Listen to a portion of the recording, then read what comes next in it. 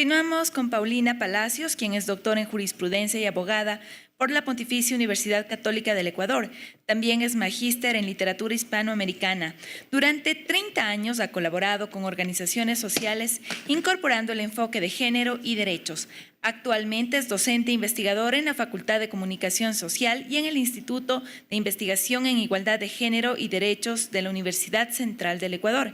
En esta ocasión nos presenta el tema Implicaciones de las brechas de género y sus intersecciones con otras desigualdades.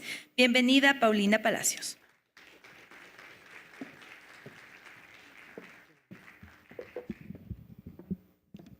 Buenas tardes con todas y con todas. Yo también quiero partir de un agradecimiento muy sororo a las autoridades del Banco Central. No en vano está conducida la institución ahora por una mujer, por una economista, porque sinceramente creo, como creemos muchos, que este tipo de espacios son los que dan cuenta de un compromiso realmente por la igualdad. Explicarles también que yo me voy a apoyar bastante poco en la presentación de PowerPoint que he presentado y que más bien he realizado una ponencia para leerles y espero poder hacerlo con la suficiente claridad para tener más bien como la oportunidad de contar con el texto que les preparé. Quiero partir del lugar de la interseccionalidad. Se prohíbe a los materialistas estacionarse en lo absoluto. Guillermo Cabrera Infante. Quiero partir de esta línea de la novela del escritor cubano. Uno de sus personajes afirmaba haber leído en México esta advertencia en un cartel de la calle. Se prohíbe a los materialistas estacionarse en lo absoluto. Es una conjunción perfecta, latinoamericana al máximo, rebosante de esa ironía y doble sentido que sin sentido e intención surge en las calles. Es como en el caso ecuatoriano, el cual a veces parece que una retórica, perdón, estoy con un problema aquí de la grapa, ya. Es como en el caso ecuatoriano, en el cual a veces parece que una retórica de los derechos humanos ha permeado leyes, instituciones, políticas públicas, entre otras textualidades. Sin embargo, parto del sentido de cómo los discursos de derechos, en el caso del texto literario, lo absoluto, como decía Cabrera Infante, no acaban de tener cabida más que en lo que los abogados conocemos como la letra muerta de la ley. Con esta reflexión de partida, con este posicionar el lugar desde el cual voy a plantear la categoría de interseccionalidad, procede preguntarnos en dónde tiene o dónde debe tener lugar este debate sobre la interseccionalidad, considerando también que al menos en apariencia habría sido ya subsumido como una categoría en la normativa constitucional y legal del Ecuador, tanto como un enfoque como un precepto e incluso como una característica del Estado, asumida también en varias instituciones, mecanismos e inscrita en la textualidad de la planificación nacional y descentralizada. En este texto quiero ubicar el lugar para discutir la interseccionalidad críticamente en el ciclo de la política pública y en el conjunto social de lo que constituimos y vivimos como patrones socioculturales. Igualdad y no discriminación. Igualdad y no discriminación como principio, como derecho y como aspiración. En la región, son justamente feministas latinoamericanas, como la profesora Alda Facio, quienes han empujado en el debate internacional de los derechos humanos la inclusión de una nueva epistemología que implica, a partir del reconocimiento de que la desigualdad de las mujeres es un hecho estructural, histórico y constatable, ya nos decía Alison, incluso medible en muchos casos, y que la igualdad, siendo un derecho básico y también un principio que alcanzar, debe imantar la garantía de todos los derechos humanos, puntualizando en este caso la igualdad y no discriminación en razón de género, en razón de pertenencia étnica, de razonabilidad socioeconómica, de pertenencia de clase, de vivir con discapacidades, con enfermedad catastrófica, entre otras, como dice el artículo 11 de la Constitución ecuatoriana. En el ámbito regional, justamente, la Convención sobre la Eliminación de todas las formas de discriminación contra la mujer, CEDAW, ratificada por el Estado ecuatoriano en 1981 ante la Organización de las Naciones Unidas, dice en su texto, ¿no? Tras 30 años de trabajo de la Comisión de la Condición Jurídica y Social de la Mujer, parte al reconocimiento de la mitad femenina de la población, de la humanidad. la cual aún vive condiciones de discriminación. Por eso tan importante la inclusión entre las normas y el concierto internacional de los instrumentos internacionales de derechos humanos de una que reconozca todas las medidas que los Estados miembros, los que han ratificado, deben tomar en consideración para evitar la discriminación de toda índole contra las mujeres. Sin embargo, también dice la profesora Alda Facio, incluso la CEDAW todavía no era considerada hasta hace muy poco tiempo uno de los instrumentos internacionales de derechos humanos importantes. Tiene que llegar a la Conferencia de Viena para justamente plantear la posibilidad de que estamos ante una norma que debe ser mandatoria, combinatoria de todos los Estados miembros. Señalar también que la CEDAW, desde su conformación, supone una importante construcción desde el cabildeo de las mujeres de distintas organizaciones de todo el orbe, de todo el planeta, hacia la realización y la concreción de derechos humanos y de un pliego de derechos humanos específicos que reconozca la dignidad humana en esta mitad femenina discriminada. El planteamiento entonces central para entender la cuestión de las brechas de género, la comprensión actualizada en los últimos 40, 25 años exactamente con relación a lo que estamos haciendo, se está haciendo desde los estados, es la igualdad en dignidad y en derechos. No nos reivindicamos iguales o inteligentes en inteligencia, fuerza o aspectos biológicos. No es la pretensión de probar que las mujeres somos más que los hombres. Esta simplemente sería, y en muchas ocasiones ahora que es un tema de punta el tema de género en la sociedad, en las redes sociales, en el ámbito internacional, en la capacidad de movilización, nos preguntan con mucha frecuencia a qué se quieren parecer. Si ya son iguales, en la Constitución dice que son iguales, en el Convenio Internacional dice que son iguales. Entonces, efectivamente, y sigo en este caso citando a la profesora Facio, no es una igualdad androcéntrica la que buscamos, no es que queremos ser iguales a los hombres, lo que interpelamos es que los hombres sigan siendo la medida de lo humano, que tengamos que pretender ser tan inteligentes, tan fuertes o con las características de esa perspectiva de lo masculino y de ese modelo que nos han planteado y que nos plantea constantemente el sistema patriarcal. La idea es que se nos trate como humanas, como humanos, no como a hombres ni bajo su modelo. Esta es una dimensión que aparece sencilla, pero contiene una complejidad enorme y está constantemente en una diversidad de debates. La igualdad, por tanto, no es igualar a los hombres, menos al estereotipo de hombre de edad adulta, económicamente activo, de preferencia solvente, occidentalizado, exitoso, heterosexual, posicionado en la sociedad. Debe ser disuelto ese parámetro único. La igualdad no es en torno a ese modelo. La dignidad humana implica que las mujeres, los pueblos indígenas, las personas con discapacidad, las y los amazónicos, costeños, montubios, insulares, niñas, niños, personas LGBTI, tengamos una condición de iguales en la ley, en la realidad, en la vivencia y en la posibilidad de generar nuestros proyectos de vida. Y que todo el Estado, esto es, por lo menos, normas, instituciones y políticas públicas, vayan convirtiendo en realidad con medidas afirmativas y mensurables de resultados, de contenidos constatables incluso en términos cuantitativos, no la igualación al estereotipo del patriarcado, sino la igualdad a la que tenemos acceso y debemos ser reconocidas como humanas y como humanos. En el caso del Ecuador, quiero también partir desde una geografía puntual y específica que es el reconocimiento de que en nuestro país mucho le debemos como país a la lucha de las organizaciones sociales indígenas, de mujeres, feministas, de ecologismos, de activismos LGBTI, estudiantiles, la inclusión de un amplio repertorio de derechos humanos en la Constitución. Los enumero brevemente. Los derechos del buen vivir, de las personas y grupos de atención prioritaria, de las comunidades, pueblos y nacionalidades, de participación, de libertad, de la naturaleza, de protección, tanto como este pliego de derechos, su correlato en obligaciones y garantías. Recordemos que tenemos garantías relativas a la norma, a la política pública, a los servicios públicos, a la participación y finalmente garantías jurisdiccionales. Y esto es lo que yo posiciono esencialmente en el caso ecuatoriano, es algo que nos debemos, es nuestra autoconstrucción como sociedad. Así también cabe tener presente que incluso en la definición constitucional sobre qué es el Estado ecuatoriano, en el artículo 1, se plantea que es un Estado constitucional de derechos y justicia, socialdemocrático, soberano, independiente, unitario, intercultural, plurinacional y laico. caracteres del Estado que en muchas ocasiones se vulneran ya cuando se trata de elaborar lo que es el ciclo de la política pública.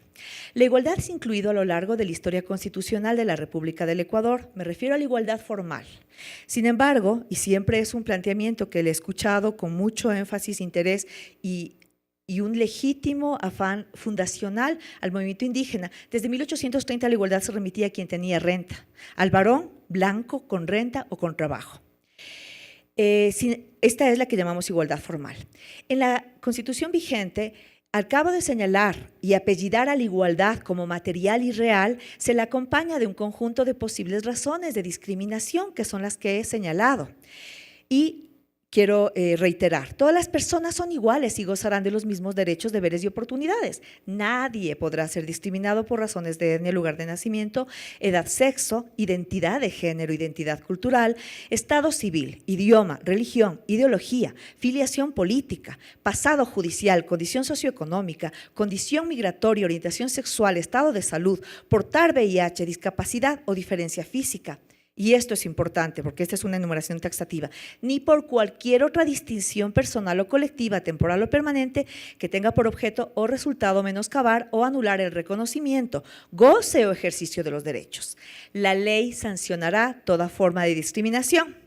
El Estado adoptará finalmente medidas de acción afirmativa que promuevan la igualdad real en favor de los titulares de derechos que se encuentran en situación de desigualdad.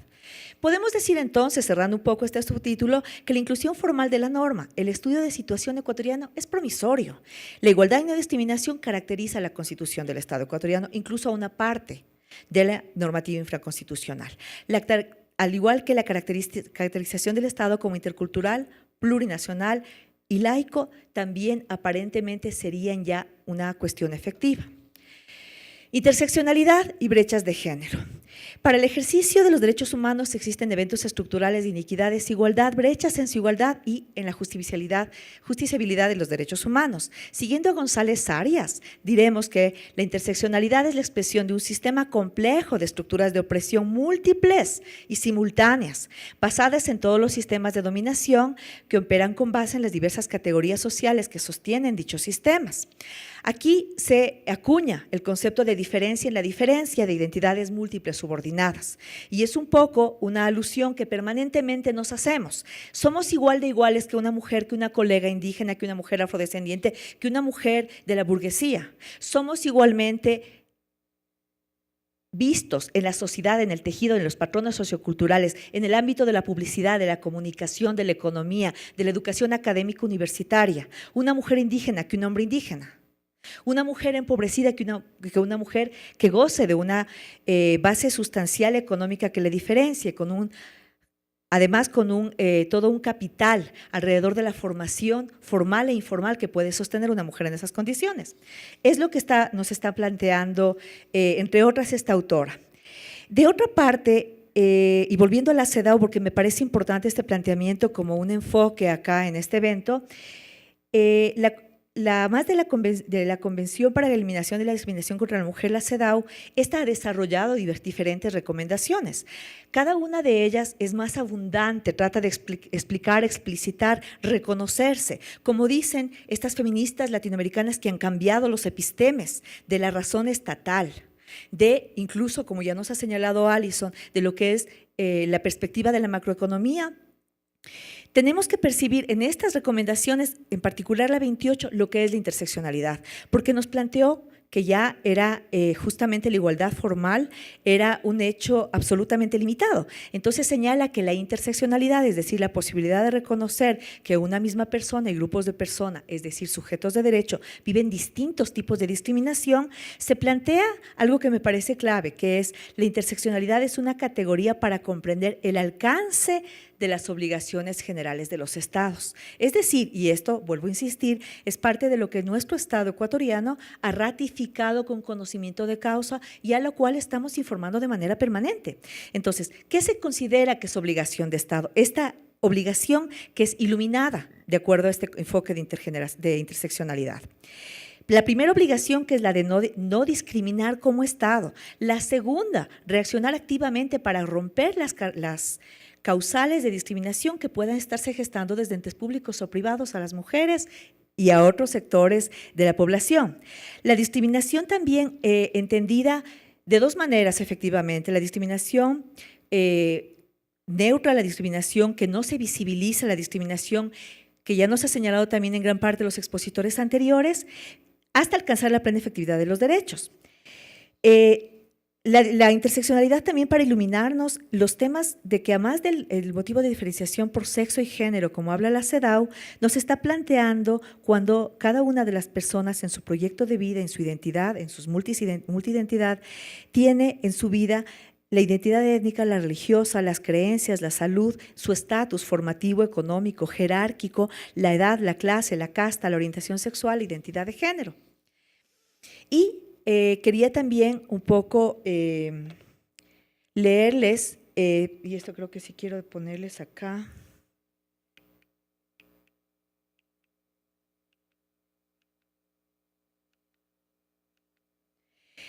Que es un concepto que me parece que es básico porque mucho se ha desarrollado en cuestiones teóricas y académicas alrededor de la interseccionalidad, pero en la medida en que este es un concepto acuñado en un instrumento internacional de derechos humanos, me parece que puede ser una clara determinación, una clara égida de por dónde avanzar cuando hacemos la crítica, la autocrítica y la posibilidad de mejorar en política pública.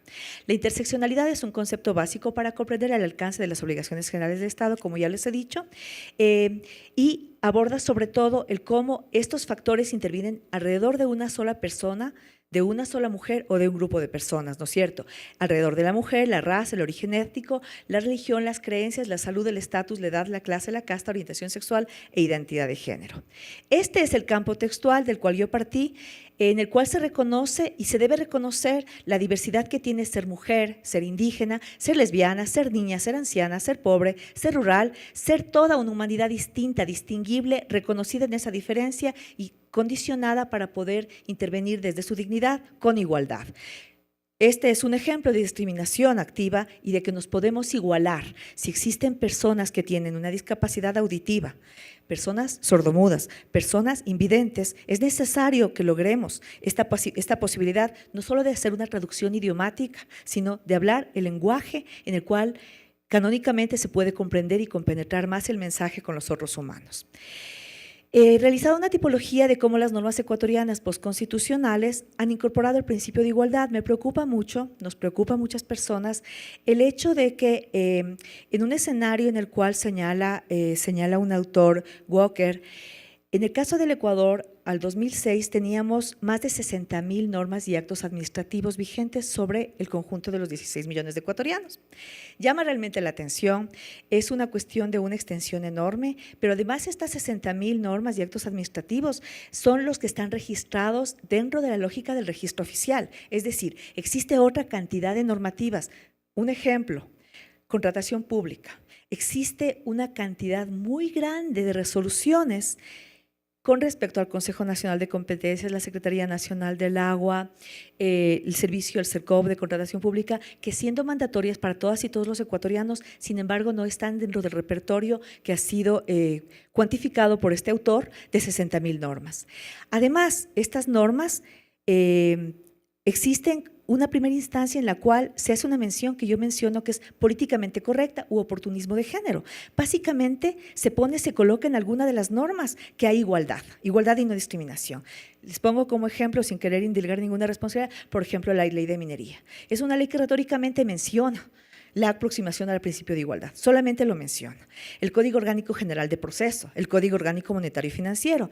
Hay un segundo grupo de normas que ya intenciona de alguna manera un cierto enfoque de derechos humanos y yo he pensado como ejemplos, no estoy agotando, la Ley Orgánica de Garantías Jurisdiccionales y Control Constitucional, que a despecho de su nombre, no aborda el enfoque, por ejemplo, de colocar los principios de derechos humanos. Está la Ley Orgánica, el Código Orgánico de Organización Territorial, que avanza también de una manera muy fenoménica con respecto a cómo imantar la actividad descentralizada en el Ecuador bajo el principio de igualdad. Y hay un tercer grupo de leyes que efectivamente se han constituido con una plausible y aproximada, aunque minoritaria, concepción de cómo transversalizar la igualdad y no discriminación y de esta manera poder aportar en la deconstrucción de lo que son las brechas de género. Igualmente señalo solamente algunas. Está en la Ley Orgánica de Educación Superior y Educación Intercultural, Ley Orgánica de Comunicación. Existe un mayor desarrollo dentro de esas normas de un enfoque de igualdad sin que llegue a alcanzar esa categoría a pesar de todos los años que ya tenemos la Constitución. Este, por ejemplo, es un primer punto de balance de que la normativa que instituye el que el Estado cumpla con su cometido de garantizar los derechos humanos de todas y de todos en nuestra diversidad individual y colectiva no se están cumpliendo. Dentro de 60.000 actos normativos y administrativos no es recurrente algo que, por ejemplo, yo les comento. En la legislación electoral existe un importante rango de regulación sobre cómo se va a hacer el gasto por cada partido o agrupación política.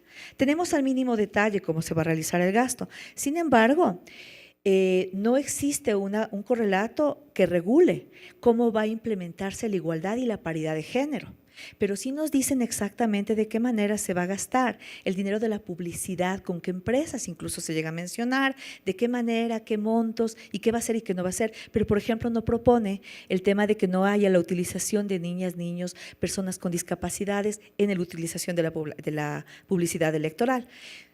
Y cerrando con una norma que está en este tercer grupo en la cual sí se imantó de un poco una mejor manera el principio de igualdad y no discriminación.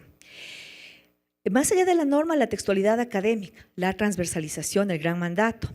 ¿Por qué no acaba de permear, o sí, el término apropiado en la política y la Constitución ecuatoriana de transversalizar la política pública y el principio de igualdad y no discriminación a todas las aristas que dice la Constitución? La Constitución te plantea que en el sistema, en el régimen de desarrollo, absolutamente en todo el régimen político, en las 5 funciones, en el régimen desconcentrado y descentralizado, constantemente se refiere a la paridad, a la igualdad, al enfoque de derechos humanos. Sin embargo, a pesar de que ya hasta se pone la expresión, la competencia clara de lo que tiene que hacer la igualdad, que es la transversalización, esto no se da.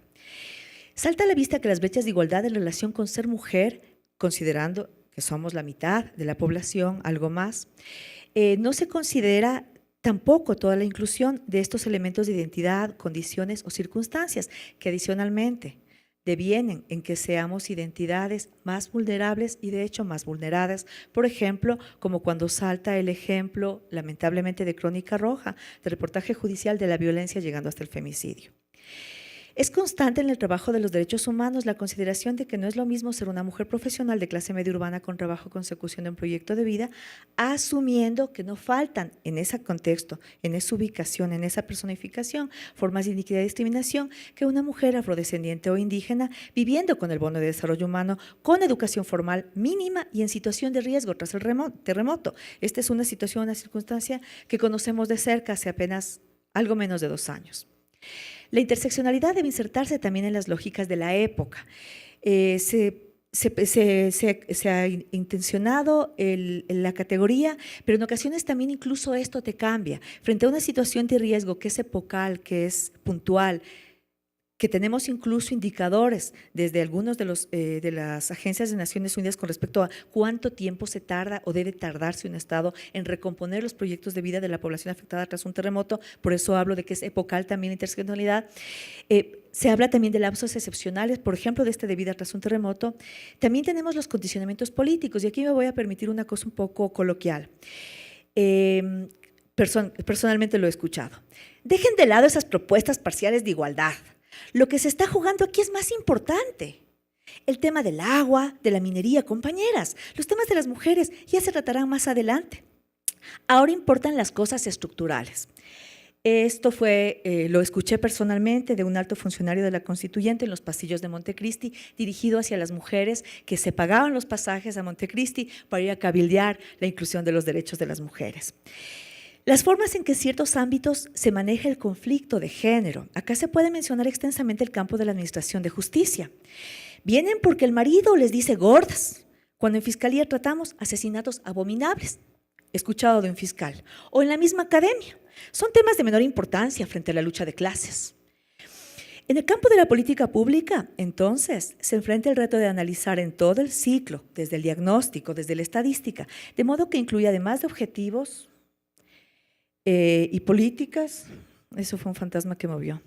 En torno a la norma de planificación nacional, indicadores, lineamientos y metas cualitativos y cuantitativos que contesten si la igualdad de resultados se está obteniendo. Sí me parece interesante esto que acabo de pasarle. Es un poco el marco del conjunto de normas que prevalecen y en las cuales hay una recurrencia enorme. Este es el paquete de los instrumentos internacionales de derechos humanos a la mano derecha. El más grande, el CRE, que es la Constitución de la República del Ecuador. En todo esto se menciona, y ustedes han visto además, dice la profesora Roxana Arroyo, cómo se fueron dando en el ámbito internacional desde la Declaración de Derechos Humanos de Naciones Unidas en 1948 en París, hasta la última, la más reciente, que es la Declaración Universal de Derechos de los Pueblos Indígenas de 2007. Ratificada también por el Ecuador. Todo esto es lo que nos provee de este instrumental para la discusión.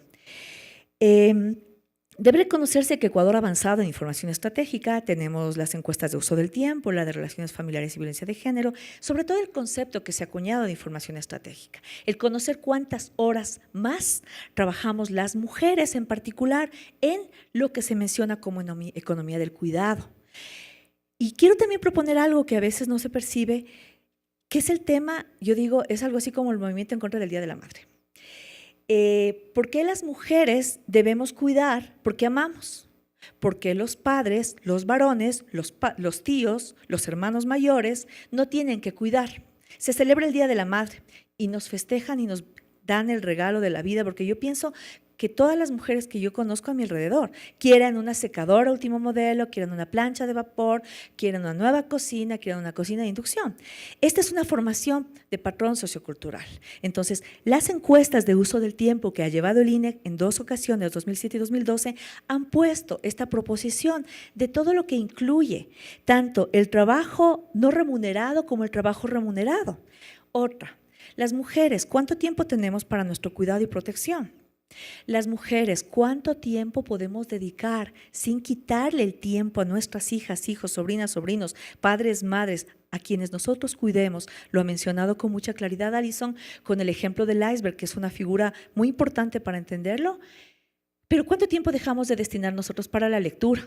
En el último de los casos, simplemente para cualquier actividad que nos vincule con lo que somos nosotras mismas. Entonces, algo que debo mencionar es la importancia de que se ha acuñado ya en la Institucionalidad Ecuatoriana de Planificación y Económica el término de información estratégica, y además de esta encuesta de uso del tiempo está la encuesta de relaciones familiares y violencia de género, que se ha llevado por una sola ocasión en el 2011 y que va a llevarse adelante a fines de este año, y también la desagregación que en razón de género, autoidentificación étnica, rango etario, pertenencia geográfica, clase, estado civil, situación laboral, podemos percibir, podemos revisar, podemos sustraer del censo decenal que se realiza en el Ecuador de población y vivienda, pero adicionalmente con una herramienta importante que ha sacado el INEC, que de verdad no me está pagando la presentación, aunque parezca, porque acaba de sacar hace 2 semanas el Atlas de Género del Ecuador, y es realmente una cosa que nos alegra mucho desde la universidad, desde la academia.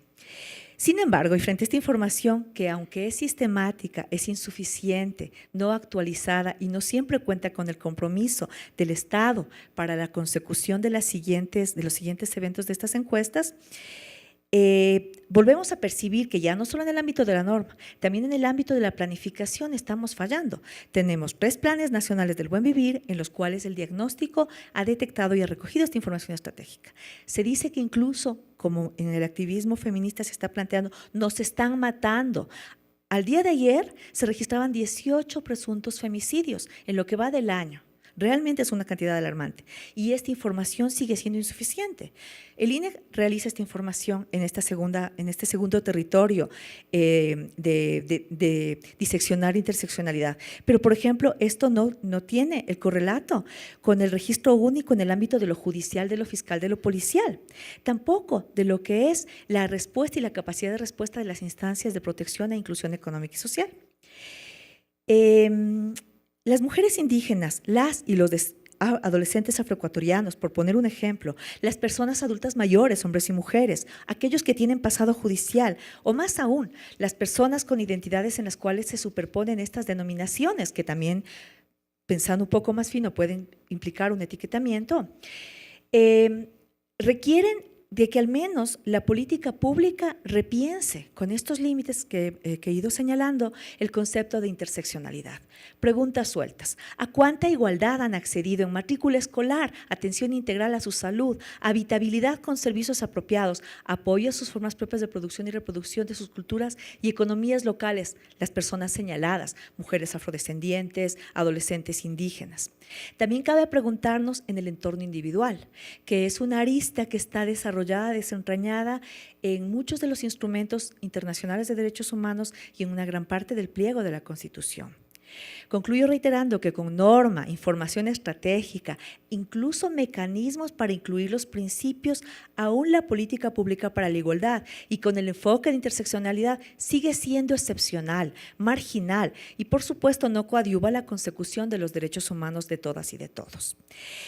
Yo quería hacer un pequeño acápite con respecto a la economía del cuidado, pero únicamente me voy a permitir, porque ha sido tan detallada la proposición que ha hecho la ponente que me antecedió en la palabra, que yo también quisiera proponer allí otra situación, que es la de la feminización que se da en torno a la economía del cuidado. Es decir, cuidamos, pero ya no solamente es el Día Internacional, la festividad en contra del Día de la Madre. O sea, las mujeres tenemos que, sino que también las mujeres solteras viven la interpelación de por qué no son madres. Las mujeres casadas algunos años, el hecho de por qué no realiza su proyecto de vida. Pero esto se adiciona con circunstancias de la identidad individual de cada persona. Esto tiene un correlato específico, en muchas ocasiones más complejo. Si la mujer es indígena, es afrodescendiente, es una mujer empobrecida.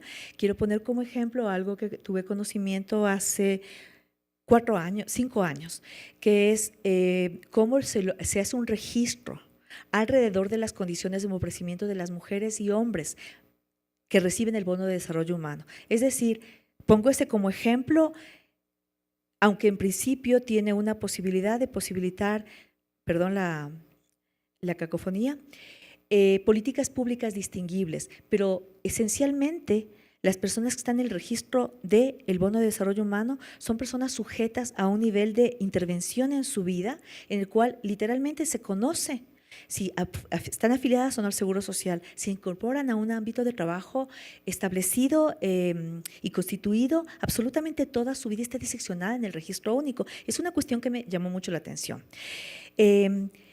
Y quisiera un poco remitirme a una situación que es de mucha importancia y que creo que ahora también adquiere más relevancia y va a convertirse en un espacio de discusión teórica, académica y sobre todo social, ciudadana, y que vamos a tener que compenetrar y demandar mucho de nuestro servicio público, del Banco Central, de la política fiscal, monetaria, económica, macroeconómica, de lo que hacen los gobiernos autónomos descentralizados, de lo que son las rectorías de los ministerios, que es el tema del territorio, pero del territorio ya no como una metáfora, sino del territorio efectivo, en este cruce con género y conflicto.